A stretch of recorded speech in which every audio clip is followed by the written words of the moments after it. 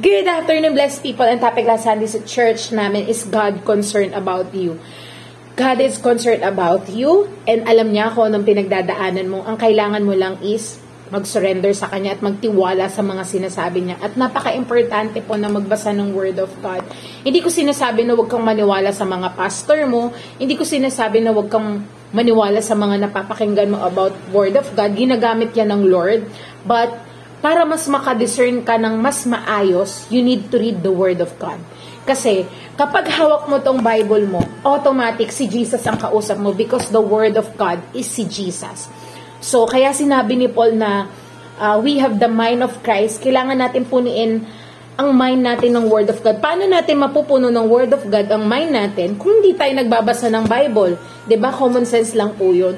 So, magpatulong ka sa banal na spirito at magpatulong ka kay Lord. Kung may pinagdadaanan ka ngayon na hindi mo alam kung ano ang dapat mong gagawin, si Lord lang po ang sagot sa lahat ng problem mo. At papaano mo siya makikilala? You need to surrender sa Kanyang lahat ng will mo at ang lahat ng desire mo because very deceptive ang ating puso. Maraming desire to na sa sarili natin at flesh to at kailangan natin to ma-lay down sa Panginoong Jesucristo. Dahil once na nasa flesh ka, hindi ka po makakapag-operate sa spiritual. Dahil nasa flesh ka nga. Kailangan mong i-lay down ang flesh mo sa Lord at kailangan mong magtiwala sa Word of God na ito ang sinabi niya, ito ang paniniwalaan ko. Kaya dito sa Exodus 1 verse 7, kung papaano na-oppress ng 400 years ang mga Israelite. But their descendant, the Israelites, had many children and grandchildren. In fact, they multiplied so greatly that they become extremely powerful and filled the land. Tingnan natin, mas madami sila, pero bakit mas oppress sila?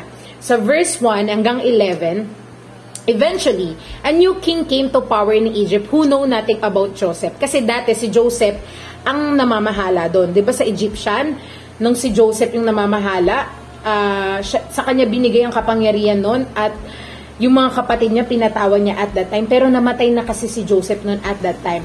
And what he had done, he said to his people, look, the people of Israel now is outnumbered and are stronger than we are. We must make plan to keep them from growing even more. Takot sila kasi nga madami yung mga Israelite. And if war breaks out, they will join our enemies and fight against us. Then they will escape from their country. So the Egyptian made the Israelite their slave. They appointed brutal slave drivers over them, hoping to wear them to were crushing labor. They forced them to build the cities and Pithom and Ramesses as supply center for the king. Remember, Moises, tinulungan niya yung ka-Israelite niya na napahirapan ng isang Egyptian. Tapos, natakot si Moises at that time kasi alam niyang pumatay siya. So, murderer siya. Pero bakit siya ginamit ng Panginoon? Because meron siyang puso. Alam niya from that time na tinawag siya ng Panginoon. Kaya lang at that time natakot siya dahil nakapatay siya at tinago niya yung pag-murder niya na yun. But sa wilderness, 40 years, nasa wilderness siya. Pinrocess siya ng Panginoon dun sa wilderness. At pinabalik siya ng Panginoon dahil ilalabas niya sa Egyptian ang 2 million mahigit na tao at that time na oppress. At bakit sila pinalabas ng Panginoon? Ito yun.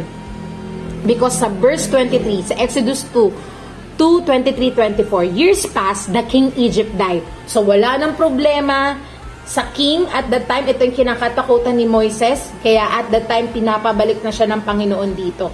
But the Israelites continued to groan under their burden of slavery. Hirap na hirap sila dito. They cried out for help. And their cry rose up to God. God heard their groaning. And He remembered His covenant promise to Abraham, Isaac, and Jacob. Alam mo kung anong ginawa ng mga Israelite? Umiyak sila sa sitwasyon nila. Kung anong sitwasyon mo ngayon, kailangan mo lang umiyak sa Panginoon at rest assured, nakikinig po ang Panginoon.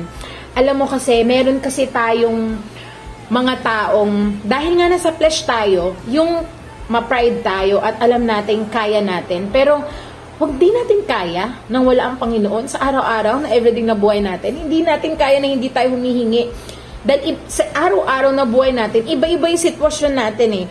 So sa araw na yun, kailangan natin humingi ng gabay sa Panginoon. At paano tayo hihingi ng gabay? Kailangan natin araw-araw po magbasa ng Bible. At kailangan po bilang Christian, gawin natin tong devotion sa Panginoon na kailangan nating magpasubmit everyday sa Kanya.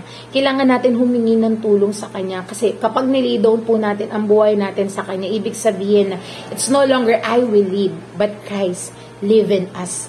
At everyday, tutulungan ka ng banal na Espiritu na magpasubmit sa Kanya. Kung ikaw ay sasubmit lang sa Kanya, makukuha mo talaga yung totoong kapayapaan everyday. And then dito sa Exodus 3 verse 7, Amplified Version, dahil may promise ang Panginoon sa ating lahat, I have promised to rescue you from oppression in Egypt.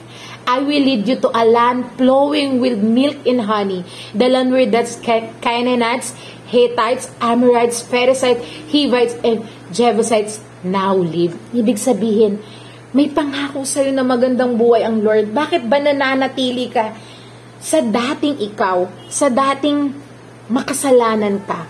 Alam mo what really good about kay Lord? Hindi siya nagtatapon ng tao.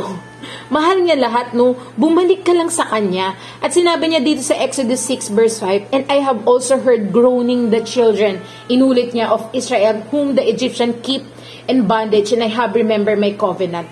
Ang nagpapahirap sa'yo si Satan. No, inuulit-ulit niya sa mind mo yung mga dati mong kasalanan na kung tutuusin, matagal nang nasa cross ng Panginoong Jesucristo. So, ang problema dito, hindi na si Satan, hindi na problema ang flesh natin dito. Ang problema natin dito is ignorant tayo sa Word of God. So, kasalanan natin yon. Kasi kung hindi tayo nagbabasa ng Word of God, technically wala tayong knowledge. Kaya malungkot ang Lord Sinabi niya, my people perish because of lack of knowledge.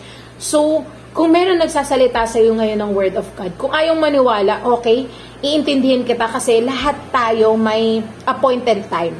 Pero darating ang panahon na kakailanganin mo ang Lord.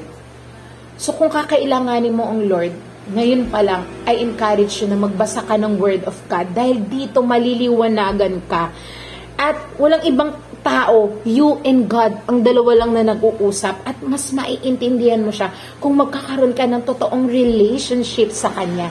Dito sa Exodus 6 verse 9, so Moses spoke those to the children of Israel, but they did not hear Moses because of anguish of spirit and cruel bondage.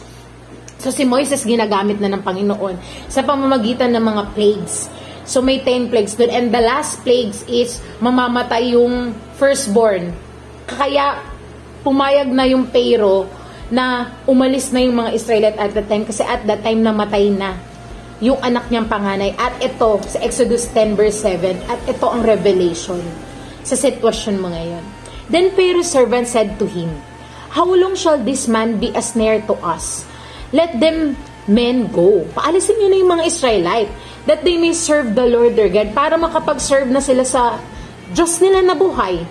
Do you not yet know that Egypt is destroyed? So, hindi mo ba alam na yung pinagdadaanan mo ngayon, destroyed na yan? Bakit ka nananatili dyan? Because alam mo kung bakit ka nananatili dyan, hindi mo alam na pinalaya ka na ng Lord dyan. So, ang kailangan mo lang is knowledge na malaya ka na. At ang pinalaya na ng anak ay malaya na. Kaya God is concerned about you, nadidinig ka niya, at kailangan mo na lang magpasubmit sa will ng Diyos. Whoever calls on the name of the Lord will be saved. Thank you everyone. God bless.